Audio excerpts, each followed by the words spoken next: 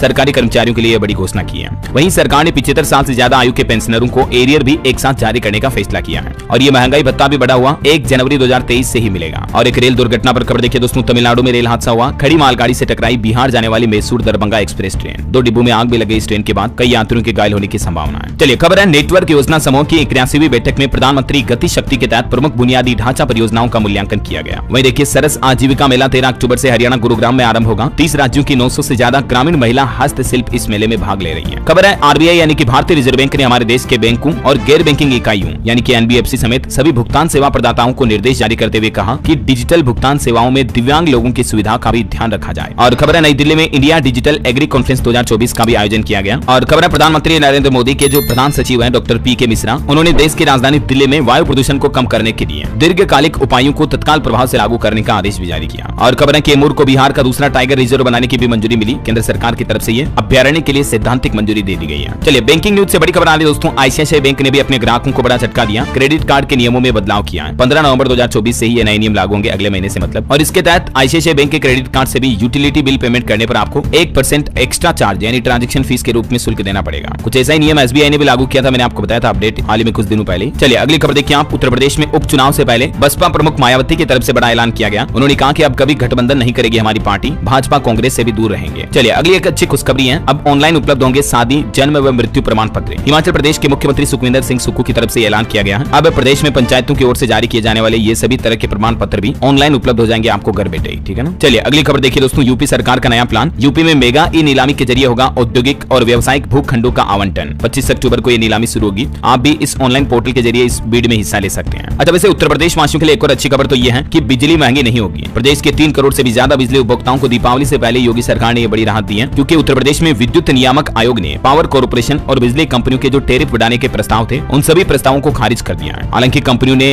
11,000 करोड़ से भी ज्यादा का घाटा दर्शाया था, उसके बावजूद भी सरकार ने इनकी नहीं मानी है। और इस तरह से लगातार 5 सालों तक बिजली की दरें न बढ़ाने वाला उत्तर प्रदेश राज्य हमारे देश का पहला राज्य बन चुका है। तो ये यूपी वासियों के लिए अच्छी राहत की बात है ना। अच्छा किसानों के फिर से आंदोलन पर एक बड़ी खबर आ रही दोस्तों, किसानों ने बड़ा ऐलान किया। कल 13 अक्टूबर को पूरे पंजाब में रोका जाएगा सड़क यातायात। दोपहर 12 बजे से लेकर 3 बजे तक पंजाब में राज्य व्यापी चक्का जाम करने की घोषणा की है किसानों ने अपनी कुछ मांगों को लेकर। पंजाब चंडीगढ़ में किसान नेता राज्यपाल की तरफ से भी ऐलान किया गया, कहा कि 3 घंटे प्रमुख मार्ग बंद रहेंगे। चलिए कुछ और स्टेट न्यूज अपडेट देखिए फटाफट से। राजस्थान में सस्ता होगा इलाज कराना, क्योंकि अलग से शुरू होंगे हॉस्पिटल। वेज नॉन वेज खाना, धर्म के अनुसार पूजा स्थल, होटल्स वगैरह भी जुड़ेंगे। 5 आयुष सेंटर बनाए जाएंगे। राजस्थान के टूरिज्म को भी अब हॉस्पिटल से जोड़ा जाएगा। वहीं राजस्थान को मेडिकल और वेलनेस टूरिज्म स्टेट बनाने के लिए भी सरकार ने एक्शन प्लान तैयार कर लिया है और सरकार ने इस पॉलिसी को हिल इन राजस्थान नाम दिया है। वहीं खबर है दोस्तों, rising Rajasthan global investment summit में 1882 करोड़ के एमओयू साइन किए गए। 18 अक्टूबर को इस समिट का आयोजन होगा। अच्छा राजस्थान पुलिस ने भी एक नया प्लान बनाया है। अब बदमाशों की पहचान आसानी से हो पाएगी, क्योंकि प्रदेश में 2 लाख बदमाश और अपराधियों का डेटा, उनके फिंगरप्रिंट डिजिटल बैंक में जमा किए गए हैं। चलिए अगली खबर देखिए, छत्तीसगढ़ के 8 अस्पतालों का आयुष्मान लाइसेंस रद्द हुआ। पैकेज में अनियमितता और कुछ लापरवाहियों के चलते छत्तीसगढ़ रायपुर के सिटी 24 समेत कई अस्पतालों पर यह कार्यवाही की गई है। अच्छा छत्तीसगढ़ में एक और आदेश जारी हुआ कि ग्रेजुएशन में अब प्राइवेट प्रैक्टिस नहीं कर पाएंगे एमबीबीएस के स्टूडेंट। छत्तीसगढ़ में सेवा नौकरी करने पर भी रोक लगा दी है। कॉलेजों में जमा कराना होगा एफिडेविट, प्रिंसिपल करेंगे मॉनिटरिंग भी। यानी अब एमबीबीएस डॉक्टर पीजी के दौरान प्राइवेट प्रैक्टिस नहीं कर सकेंगे, उन्हें गवर्नमेंट हॉस्पिटल में ही जाना पड़ेगा। समाज सेवा का बहाना भी नहीं चलेगा। ये छत्तीसगढ़ में मेडिकल की पढ़ाई करने वाले स्टूडेंट के लिए सख्त नया नियम लागू कर दिया। अच्छा वहीं छत्तीसगढ़ में दोस्तों 517 मेगावाट बिजली सोलर से बनाई जाएगी। नांद गांव में देश का पहला सोलर प्लांट लगने जा रहा, जहां बैटरी स्टोर होगी बिजली, और भिलाई में फ्लोटिंग प्लांट लगाया जाएगा। मतलब एक जगह से बिजली जनरेट होगी, दूसरी जगह स्टोर की जाएगी, उसके बाद लोगों को बिजली सप्लाई मिलेगी। चलिए अगली खबर देखिए, दिल्ली के एक स्कूल स्टूडेंट ने बनाया सस्ता एयर प्यूरीफायर, जो कि 1 घंटे में 90% तक प्रदूषण कम कर सकता है। वहीं खबर है दोस्तों, हरियाणा के मुख्यमंत्री की शपथ भी 15 तारीख को ली जा सकती है। पीएम मोदी भी पहुंचेंगे, इसमें तैयारियां चल रही हैं। 50,000 लोग आएंगे। और शपथ ग्रहण से पहले ही हरियाणा के मुख्यमंत्री नायब सिंह सैनी ने एक बड़ी घोषणा की, कहा कि 25,000 युवाओं को नियुक्ति पत्र सौंपने के बाद ही मैं शपथ लूंगा। रोजगार को लेकर नायब सिंह सैनी की तरफ से ये बड़ा ऐलान किया गया है। और देखिए हरियाणा रेवाड़ी में भी डेंगू के मरीज बढ़े, एक ही दिन में 11 पॉजिटिव केस मिले। 16 का अस्पताल में इलाज चल रहा, आंकड़ा कुल 110 तक पहुंचा। खबर है दोस्तों, पंजाब जालंधर समेत कई जिलों में 15 अक्टूबर को शराब की दुकानें बंद रहेगी। पंचायत चुनाव को लेकर ये फैसला लिया गया। वहीं रेलवे से खबर देखिए, यूपी, बिहार, राजस्थान की स्पेशल ट्रेनों का शेड्यूल जारी हुआ। 20 दिन में 5 मंडलों से 76 स्पेशल ट्रेनों के 285 फेरे लगेंगे, जिससे तकरीबन 5 लाख यात्रियों को राहत मिलेगी। और वहीं खबर देखिए, मोदी सरकार ने दशहरे से पहले बिहार को भी बड़ा गिफ्ट दिया। 17,921 करोड़ रुपए जारी किए हैं बिहार के विकास के लिए स्पेशल पैकेज के रूप में। कर हिस्सेदारी के तहत बिहार को यह धनराशि दी गई। चलिए खबर है, देसी गाय खरीदने के लिए 33,000 रुपए तक की सब्सिडी देगी ये राज्य सरकार। गौशाला के लिए भी मिलेंगे 8,000 रुपए। हिमाचल सरकार की तरफ से किसानों के लिए कुछ बड़ी घोषणाएं की गई है। मुख्यमंत्री सुखविंदर सिंह सुक्खू सरकार की तरफ से प्राकृतिक खेती को बढ़ावा देने और किसानों को देसी गाय खरीदने पर यह अनुदान देने की फैसला लिया गया। वहीं देखिए, पंजाब में सर्वसम्मति से चुनी जाने वाली पंचायतों की संख्या दुगनी हुई। 3798 पंचायतों को मिलेंगे 5-5 लाख रुपए। राज्य चुनाव आयोग की तरफ से सर्वसम्मति से पंचायतें चुनने की मुहिम रंग लाई है और ये फायदा होगा पंचायतों को। चलिए दोस्तों, कुछ एजुकेशनल खबरें देख लेते हैं फटाफट से। देखिए, मध्य प्रदेश में एक रिपोर्ट आ रही है कि 6ठी 9वीं के तकरीबन 4.5 लाख स्टूडेंट को साइकिल मिलनी थी, लेकिन अभी तक सिर्फ 18,500 स्टूडेंट को ही मिल पाई। और सरकारी नौकरियों से जुड़े कुछ बड़े फैसले देखिए आप। उड़ीसा पुलिस सिपाही भर्ती के लिए आवेदन की तारीख बढ़ चुकी है। अब इसमें आप 30 अक्टूबर तक अप्लाई कर पाएंगे। ये कांस्टेबल की भर्ती है जिसमें टोटल 1360 पोस्ट है, ठीक है ना। और इसके अलावा भी ग्रेजुएट्स के लिए टीचर्स के 6025 पदों पर भर्ती का नोटिफिकेशन भी जारी हो चुका है। उड़ीसा सरकार की तरफ से ये टीचर का भी रिक्रूटमेंट जारी किया गया। ये पोर्टल ऑनलाइन है जिसके जरिए आवेदन कर सकते हैं। आवेदन 9 अक्टूबर से शुरू हो चुके हैं। अभी इसकी लास्ट डेट कोई जारी नहीं हुई है, ठीक है ना। तो आप चाहे तब अप्लाई कर दें फटाफट से। और वहीं देखिए, एनसीईआरटी का प्लान 2025-26 सेशन के लिए 15 करोड़ किताबें छापेगा। 7वीं 9वीं और 11वीं क्लास के लिए नई किताबें आएगी। और वहीं दोस्तों, जीएमएसी ने एनमेट 2024 के लिए ऑनलाइन आवेदन करने की अंतिम तिथि भी बढ़ा दी है। 13 अक्टूबर तक पंजीकरण का मौका है।